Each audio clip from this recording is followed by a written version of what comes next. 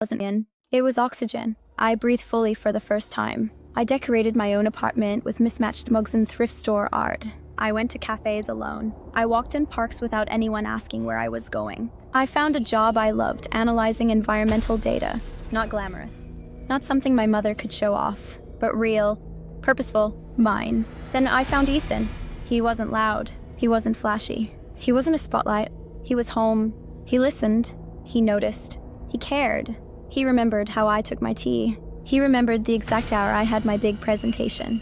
He remembered my favorite childhood book, even though I mentioned it only once. His family opened their arms to me warm and wide when his mother hugged me the first time. It wasn't a polite pat. It was genuine, and I realized some people love without conditions. Some families accept without performances. So, when Ethan proposed on a foggy June morning by the waterfront, I said yes, without doubt, without fear. We planned a small wedding, simple, intimate, honest. All I wanted was for my parents and Lily to show up. Just once, for me, I mailed the invitations with signature required, tracked every envelope, confirmed every delivery, and then nothing. No calls, no messages, no congratulations, no excuses, just silence. A silence bigger than any before, a silence that answered more than it hid. The wedding came, the wedding went. I walked down the aisle without them, and that was when something inside me hardened. Not anger, not hatred, clarity. The breaking point. We gathered around the overly decorated dining table.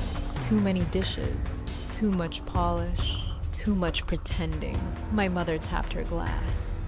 Lily's wedding was beautiful, she said.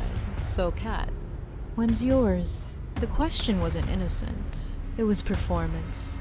It was a stage cue. The table laughed. Except Lily. She sat too still, too careful. My throat tightened. My hands shook under the table. I already had mine, I said softly. 6 months ago, the room froze. Forks paused midair. My mother blinked like she misheard. My father frowned. What do you mean? He whispered. We never got invitations. I pulled out the evidence. The signatures, the delivery confirmations, Lily's handwriting. My mother gasped. My father's face went pale. Lily stared at her plate. Why? I asked her, my voice breaking in ways I didn't expect. Lily finally whispered, I didn't think you'd actually go through with it. I thought you'd wait for us. But it wasn't the truth. She was afraid of losing the spotlight, afraid of me having something she didn't control, afraid of not being the center. My father whispered, Lily, tell me you didn't. She said nothing. In silence's confession, I stood up, walked out, not dramatically, just finally, back in my childhood room, holding the letter that trembled in my hand. I finally understood the woman who raised me. Her letter wasn't long, but every sentence felt like unraveling thread. She wrote, You think I chose Lily, but I didn't. I repeated what I was taught. She wrote, Your independence frightened me. You didn't need me the way I needed to be needed. She wrote, You were the child I wanted to protect, but didn't know how to reach.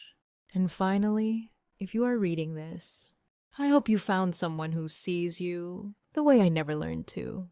I cried for the girl she had been. I cried for the mother she couldn't become. I cried for the childhood I misunderstood. I cried for the woman I was still becoming. Set.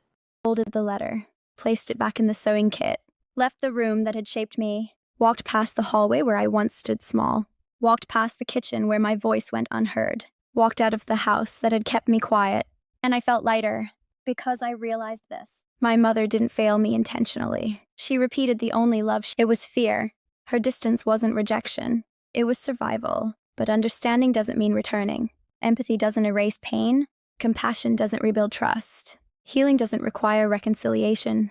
I left the house that day knowing this truth. I didn't lose a family. I let go of one that never knew how to hold me. And sometimes, the bravest thing you can do is walk away from the people who taught you to shrink and walk toward the people who finally let you breathe. Ethan opened the door when I arrived home. He didn't ask what happened. He didn't rush me. He simply held me.